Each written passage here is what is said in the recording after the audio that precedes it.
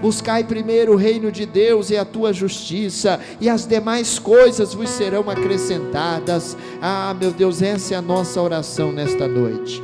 E você levante as suas mãos e diga: Senhor Jesus, fala comigo, eu preciso ouvir a sua voz. Amém? E aplauda Jesus bem forte, que Ele merece. Glória a Deus. Boa noite, irmãos. Quem está bem, diga graças a Deus. Que bom que você veio. Assente, só quem está de máscara, né? Todos, né? O pastor não está de máscara, vai ficar em pé, né? Que eu tenho que pregar para você. Apesar que o missionário está pregando numa mesa, né? Uma cadeira, mas ele já tem quase 80, né, irmão? Ele tá... Agora eu não, né? Ainda consigo ficar em pé aqui um bom tempo. E o missionário faz 7 cultos no domingo lá, eu só faço 2. Então, aí, como se diz, deixa para ele lá. Amém? Mas vamos entrar aqui na mensagem. Nós precisamos a cada dia crer na palavra de Deus, ficar firme naquilo que Deus fala. E uma coisa, irmãos, nós temos que guardar no coração, é a palavra de Deus, para que nós nunca venhamos a se desviar dos caminhos de Deus. Isso é importante, tá?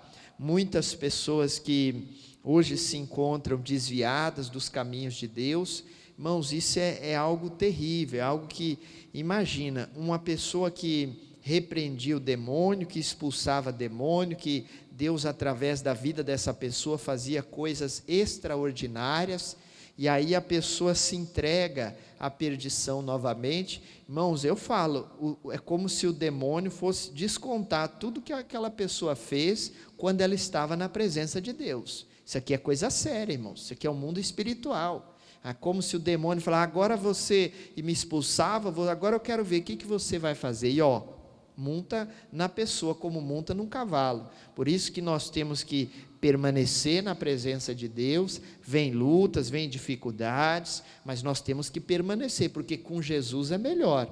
Triste é aquela pessoa que está aí fora sem Jesus, sem direção. Às vezes, irmãos, a pessoa até tem tudo na vida, tem dinheiro, tem carro, tem casa, né? Quando fala sem Jesus, às vezes a gente já tem como se diz, já associa a uma pessoa que não tem nada, perdido. Não, às vezes a pessoa tem carro, tem casa, tem tudo, tem família, mas não tem paz, não tem nada. Coloca a cabecinha no travesseiro. Tem coisa melhor do que você dormir uma noite de sono? Não é bom? Sim ou não? Aquele sono reparador, descansar, no outro dia você acorda bem. Mas tem gente que coloca a cabecinha ali, irmão, é um tormento. É uma tristeza, não consegue dormir, né? Aquele que pratica o mal fica sempre maquinando as coisas, consciência pesada. Não, nós somos de Deus. Colocou a cabeça, como Davi falou, e deitei e dormi. Pode até roncar lá, não ronca muito alto, né? Senão vai atrapalhar o outro. Mas é uma noite de sono, de paz no coração. Então tem muita gente sofrendo por não ter Jesus no coração.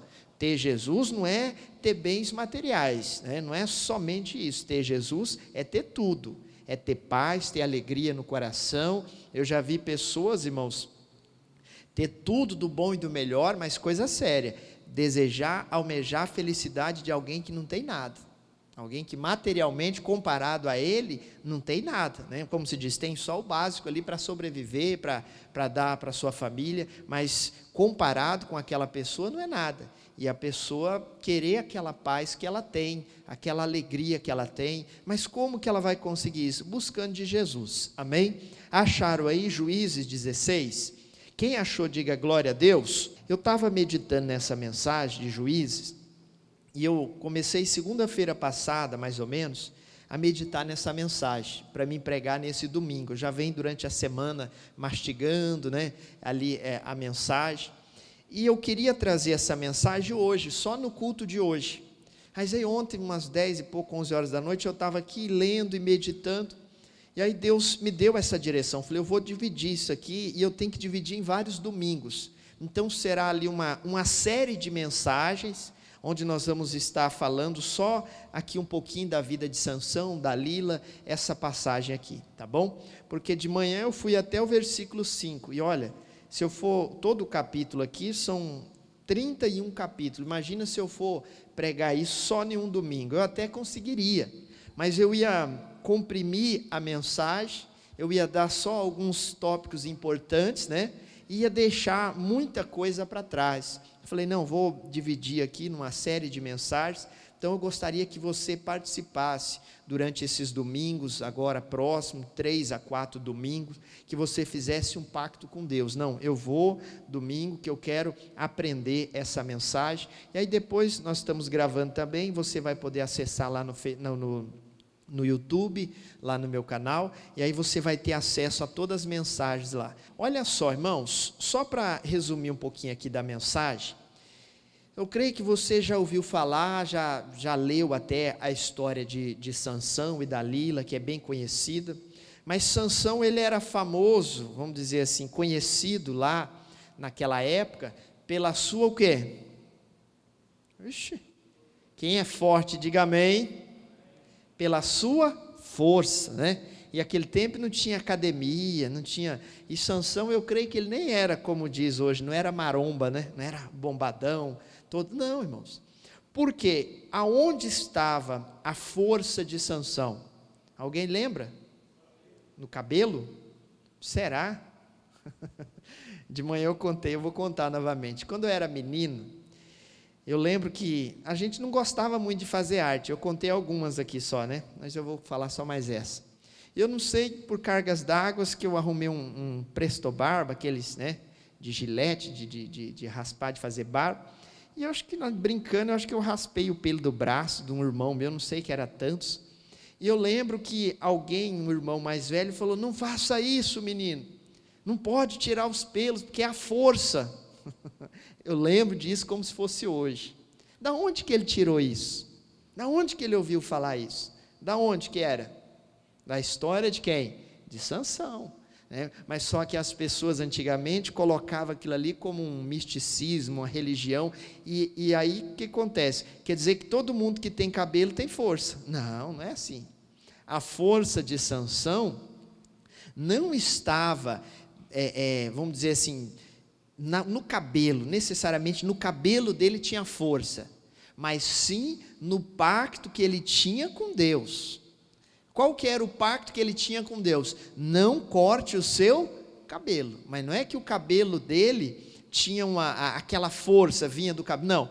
Tanto é que se você ler os versículos anteriores, capítulos, Sansão um tempo estava caminhando, indo até os filisteus com seu pai e a sua mãe, e ele se deparou com um leão.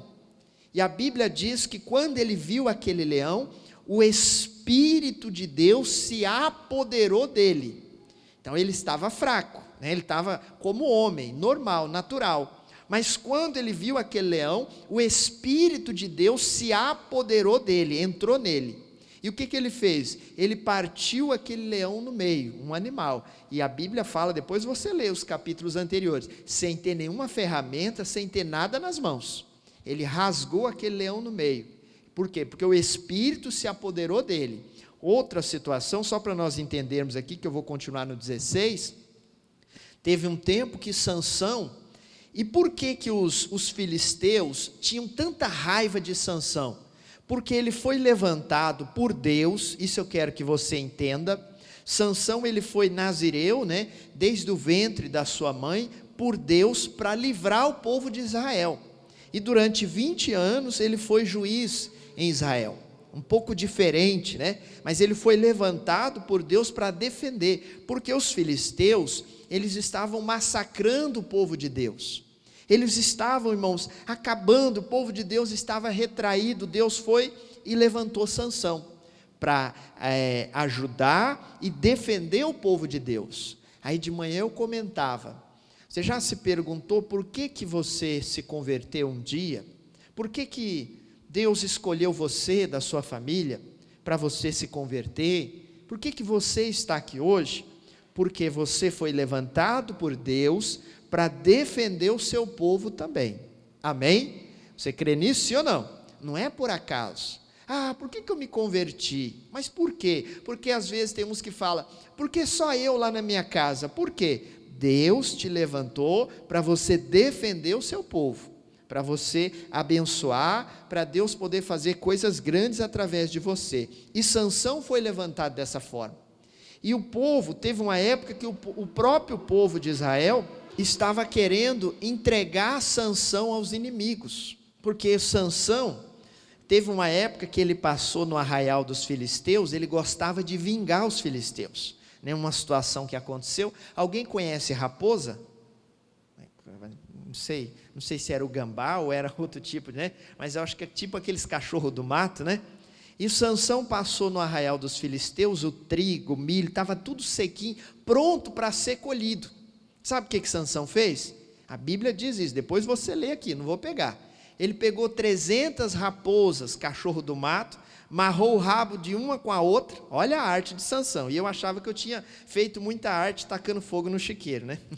Mas isso aí ele estava vingando os inimigos. Amarrou uma com o rabo com a outra, vai escutando. E pegou no meio de cada uma, entre as duas raposas, colocou um tição de fogo ali, pegando fogo, e soltou aquelas raposas no meio do arraial dos filisteus, na lavoura dos filisteus. E aí já sabe o que aconteceu, né? Fosse hoje, ia sair na manchete: estão tacando fogo na Amazônia.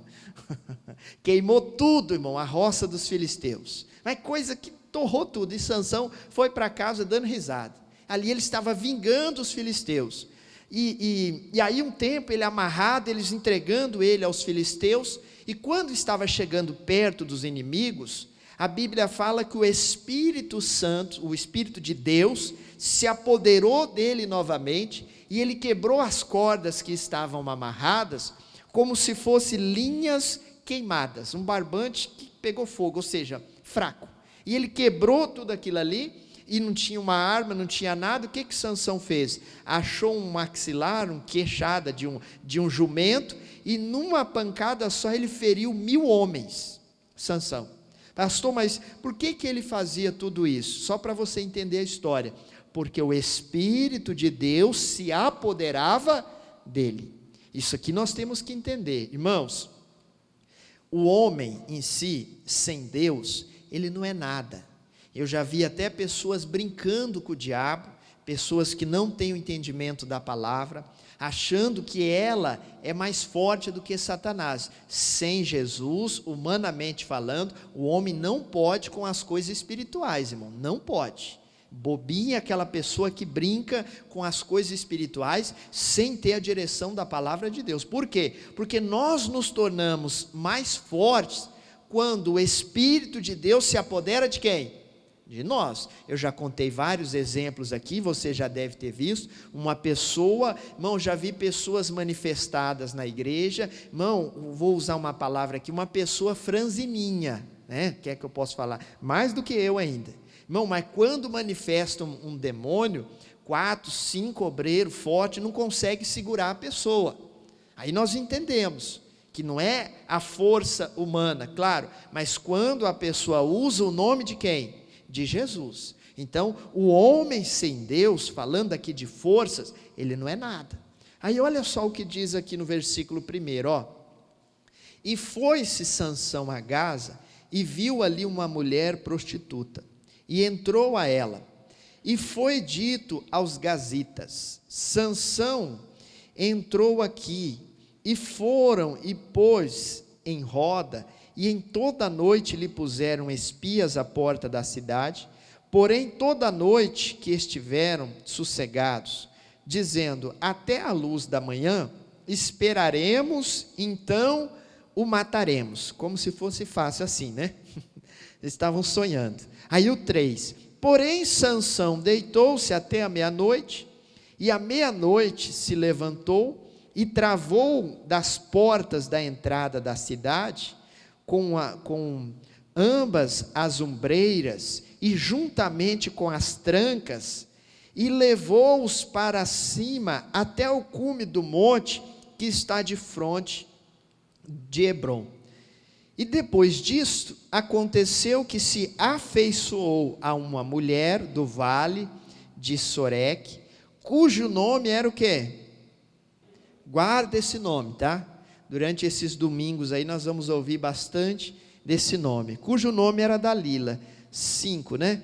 Então os príncipes dos filisteus subiram a ela e lhe disseram: persuade-o e vê em que consiste a sua grande força, com que poderíamos assenhorear-nos dele e amarrá-lo, para assim afligirmos, e te daremos cada um 1.100 moedas de prata. Irmãos, o homem, ele era forte, mas por que ele era forte? Porque o Espírito de Deus se apoderava dele. Parece até um filme, né? Eles ficaram esperando para matar Sansão. Ele acordou, em vez de acordar cedo, ele acordou meia-noite, e as cidades daquela época eram fechadas, tinha muros e tinham portas, ninguém entrava, e à noite eles fechavam um determinado horário, fechava aquelas portas, e ali ninguém entrava mais, para que os inimigos não invadissem aquela cidade. O que Sansão faz? Acorda meia-noite, olha o muro da cidade fechado, o que ele faz? Pega num portal, no outro, arranca com porta e tudo, e leva nas costas e coloca lá em cima do monte. Agora imagina, pé direito que fala, né? Arrancar um pé direito de um portão, algo ali que 4, 5 homens, às vezes, para colocar aquilo ali, ele pega aquilo ali, arranca, joga nas costas e leva, deixa lá em cima do monte. Olha a afronta, né? Vamos dizer assim. Mas o que eu quero que você entenda aqui? Irmãos, primeira coisa, você tem que entender que você também, você tem um pacto, você tem um compromisso com Deus. Qual que é? Quando você aceitou Jesus, quando você se converteu, você fez um compromisso, você fez um pacto com Deus em ser fiel a Deus, para que Deus possa te usar para abençoar outras pessoas. Algo que chamou a minha atenção aqui, qual que era a fraqueza de Sansão? Não era mulher? Era a fraqueza de Sansão. Tanto é que Sansão vira e mexe, ele estava envolvido em alguma situação. E ele ia lá com as mulheres dos filisteus, o próprio pai falava: mas não tem mulheres aqui no nosso meio, por que vai lá nas mulheres dos filisteus? Sansão meio que gostava de brincar, né? Vamos dizer assim, né? Desafiava o perigo, né? Usar, não, eu vou lá, e ele ia mesmo, e pintava e bordava, vamos dizer assim, devido à força que ele tinha. Mas num certo sentido aqui, ele foi levantado para isso, para livrar o povo e vingar os filisteus, né? O que eles estavam e já tinham feito pelo povo de Deus. Mas algo chamou a minha atenção. Irmãos, o inimigo sempre vai querer nos perturbar por uma parte fraca, numa fraqueza. O diabo nunca vai querer nos tentar em uma área da nossa vida que não tem fraqueza nenhuma, muito pelo contrário, aquela área é forte, algo que você vai olhar e que para você é a mesma coisa que nada, como se você não tivesse visto, aquilo ali não chama a sua atenção, aquilo ali não te atrai, é uma área da vida da pessoa que está fraca. E o que nós temos que fazer nas nossas orações? Fortalecer essas áreas que são fracas, porque é nessas áreas que o diabo vai tentar. E falando um pouquinho aqui de tentação, Mateus 4, se é que você lembra, eu já preguei isso aqui, naquela tentação de Jesus no deserto, você lembra a primeira coisa, a primeira área que o diabo foi tentar Jesus, qual foi? Acho que é Mateus 4,4 que fala, lembra? Ele mostrou umas pedras para Jesus. O que Jesus tinha feito? 40 dias e 40 noites? Jejuado. Então como que Jesus saiu dali? Com a fome de leão. E aí quem que ele se depara no deserto? Satanás. Satanás não estava com a bandeja de pão, porque Jesus não ia comer o pão que o diabo amassou. Não é verdade? Mas o que o diabo fez? Olhou para Jesus e falou: olha, provocando o poder que Jesus tinha, né? Falou: você não é o filho de Deus, né? Está com fome, em outras palavras, jejuou 40 dias, 40 noites, olha para essas pedras, transforme essas lindas pedras, devia ter até um formato daquele pão caseiro, bem gostoso, né? Olha, transforma ela em pães. Jesus poderia ou não poderia transformar? Ó, até a manteiguinha estava do lado, pronto. Mas Jesus olhou para ele, o 4, coloca 4,4 aí, ó. Olha o que Jesus respondeu para ele.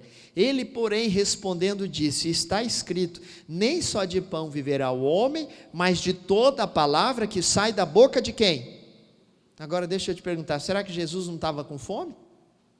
Estava ou não estava? Lógico que estava, irmãos.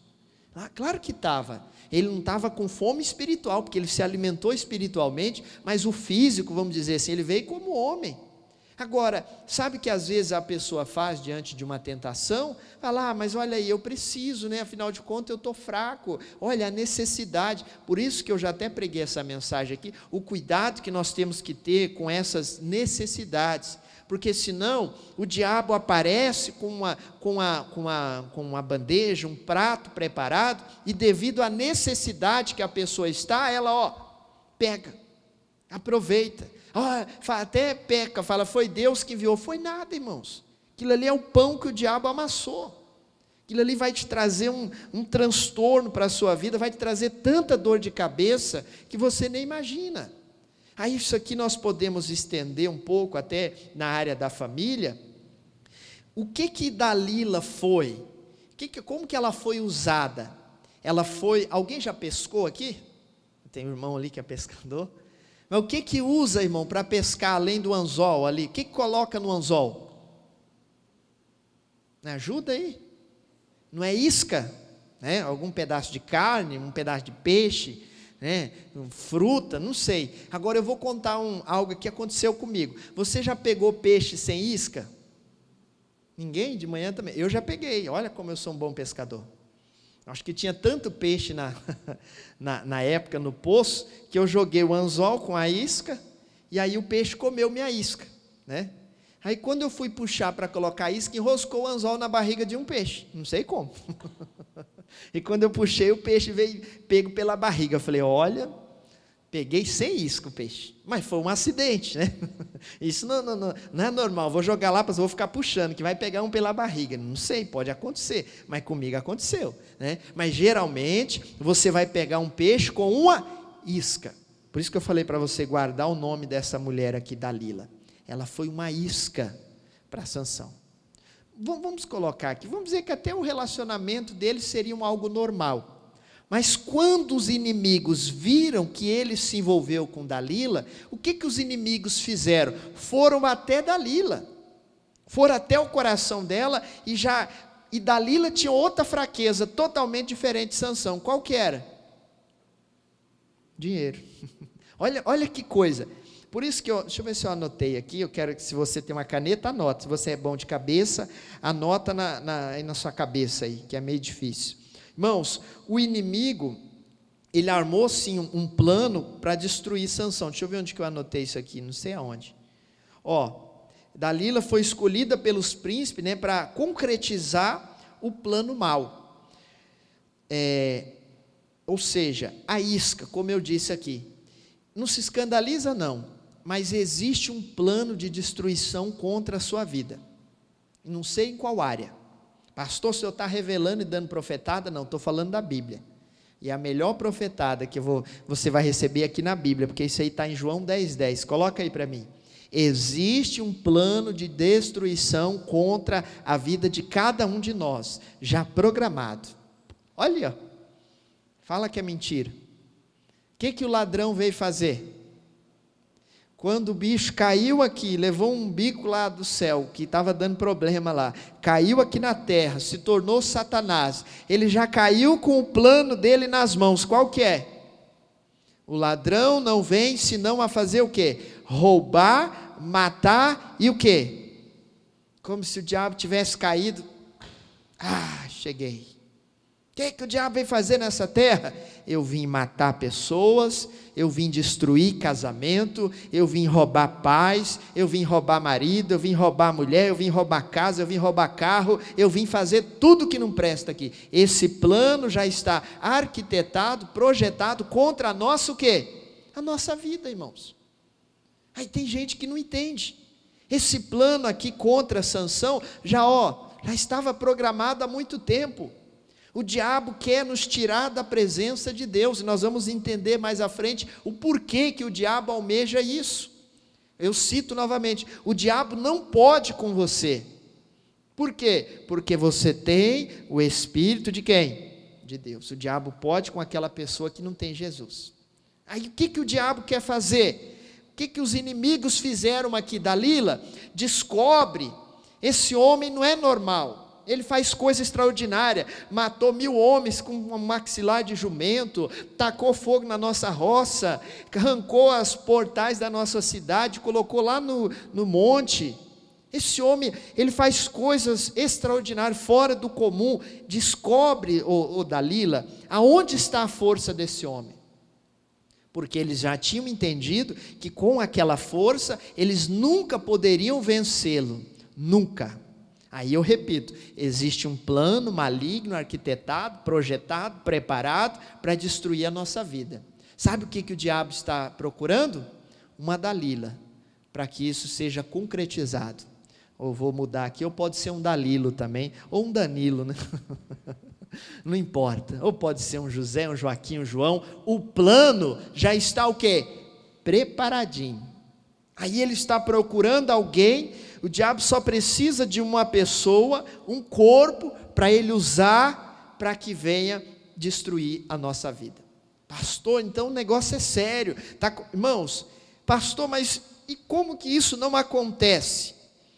Somente se você não der lugar a Satanás. Somente essa seria a única forma desse plano não se concretizar, esse plano maligno não se concretizar na nossa vida. Aí às vezes você vê pessoas, irmãos, até pessoas que são de Deus.